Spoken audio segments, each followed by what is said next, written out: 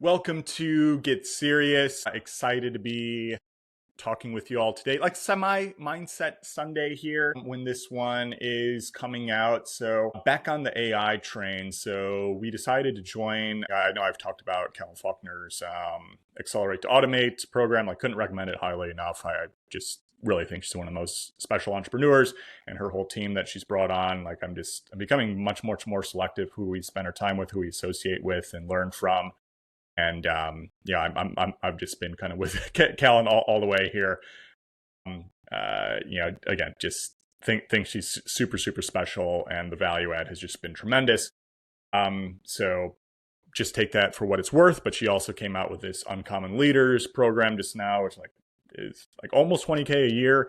But we had that as roughly our budget for what we might bring on another hire for. But I thought, okay, I think it's actually lower hanging fruit to juice our AI training even further at the moment now. So I would rather devote that side of the budget to just further AI work. Like I still think that's one of the biggest, if not the biggest lever for almost any business owner to pull at the moment here. So we opted into that with, some other high performing businesses across all, different types of industries here. And there'll probably be more updates to come here, but we're having weekly meetings, and two meetings every month are just called strategy labs. So they're kind of implementation sessions, but Kellen and her team will pull those of us who are part of the Uncommon Leaders group and to see, okay, what are the most critical problems that we can solve within the business, AI or not related, because that's the thing. Is like it's not just AI training, but it's also just how to be a good business owner too.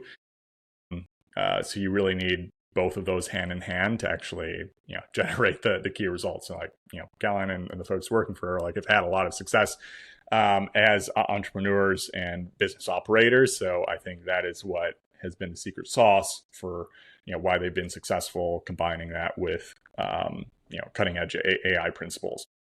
And so, as I was trying to think of a biggest challenge here, for us, again, when you put stuff into words, writing or actually speaking aloud, and that's why I enjoy doing these podcasts and stuff too. Sometimes it's rough around the edges, and I realize, that could have been said differently. But all these thoughts that might be in my head, it helps for me to articulate them and organize my own thinking as well on, okay, what's actually real or not about this particular topic, or the way it sounds in my head was actually way cooler or more, for lack of a better word, articulate than when I actually say something out loud there. So, this is just kind of continued practice to be able to actually convey ideas. But the same thing goes to when, okay, you're filling out forms for, all right, the strategy session. They're asking, what's your number one biggest challenge right now? And you got to figure out what is the key thing that if we're just starting off here, we should really focus on as a business. And so, when I spent some time earlier today about this, to me, our lowest hanging fruit from the AI side is just the fact that we have 0% automated within our business. We understand how to do it. And we learn that within the A2A program, and you can use Zapier, Gumloop, Make.com, whatever, N8N. But the actual process of overcoming that inertia and putting your SOPs into an automated format is where we've been stuck. So when I actually started to write or, really use Whisperflow and draft what our issue was, it's okay, overcoming that inertia, we've actually gotten better, especially my, core ops manager has built out a number of SOPs according to, Kellen's team's frameworks within Notion. So we have the, a growing database of full SOPs that are just repeatable tasks within our business, but we haven't translated that over into anything that's automated. And the key issue for us is we know, okay, we can hire somebody to do Zapier work, like a contractor on Upwork, but the bridge is, okay, which of these tasks should we focus on first, and how do we know which pieces are more automated than others? Do we know, is 50% of this SOP, automatable? Is, 80%? Is 100%?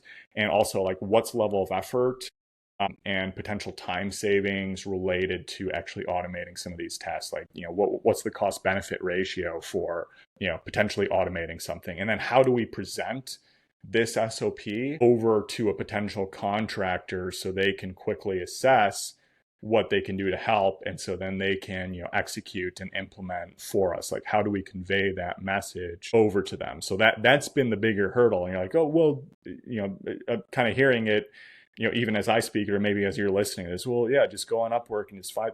But, you probably know yourself, like there's just certain tasks that get procrastinated on, or just, some inertia and hurdles.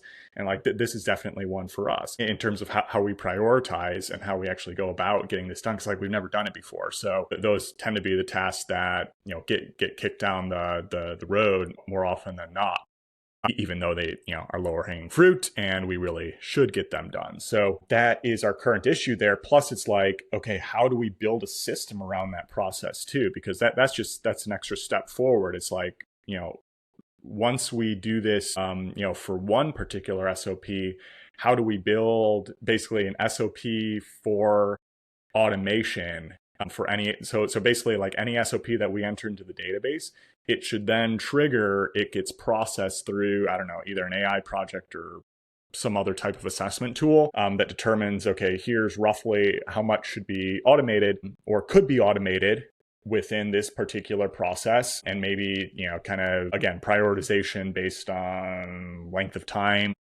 within the business, how much pain is associated with it. Some of those are subjective measurements. And then how would you convey this information over to a builder who's actually going to execute on, various automation software like Zapier or whatever. And so that's like the system within the system to have a process to continue to automate parts of our business.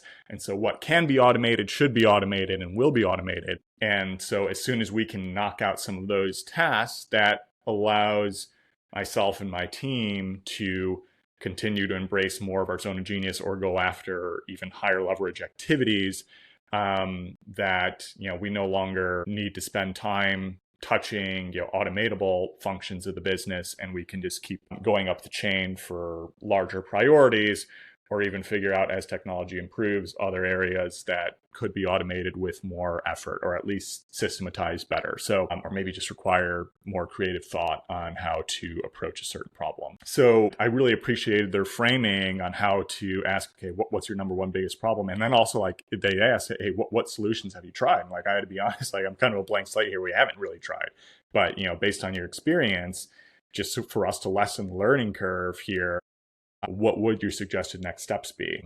And then also like that they frame it from a 10x standpoint too, like make sure, hey, this is a exponential increase, potential increase in the growth curve of your business, like focus on 10x problems. I'm like, yes, that if we can start automating, there's no doubt that there's a 10x potential that I'm probably not even realizing yet. And then they ask for a loom too. Like, again, I use looms all the time for stuff. Okay, break it down.